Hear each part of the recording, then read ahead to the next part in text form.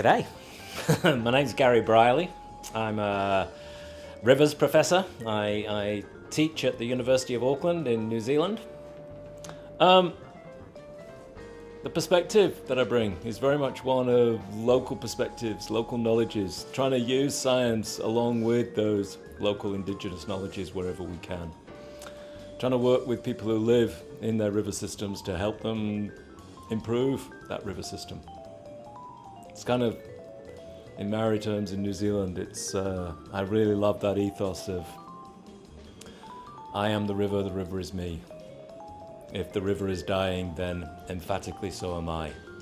So we really need to bridge those knowledges. Because of some good friends in geography departments here in Brazil, I get the chance to share my perspective on ways of thinking about rivers here. So that's why I'm here. I'm trying to be an advocate for the river, giving this more geographic perspective on what rivers can be and how they can look after themselves. Because this information layer is missing. It's not being built into management plans in sensible ways. And sometimes the management plans have a different agenda, a different driver to the kind of purpose that I believe in. This is a long-term game, right? Looking after rivers is not something that just ends, but we have to start looking after rivers in good ways sooner rather than later. So, conservation focus. Look after the good rivers that we've got left. If we don't do that, then once they're gone, we're never going to get back anything that's quite like them. Use local knowledges, people who live along that river, so that we can learn to live with the river in better ways and learn to look after the river in better ways.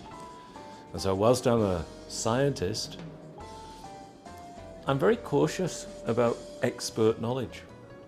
You come in as an outsider, and the first thing you do when you are learning about a river is listen. Listen to the people who live along that river. And who's the best people to learn from? The people who live along it. The people who've lived along it for the longest time. The people who understand the variability of that river. The people who understand how that river evolves. And that language parallels what we do in science. They're actually accordant. They come together in really good ways. And my passion and my hope is that we can find ways to merge these knowledges and use that as a basis for better environmental management going forward.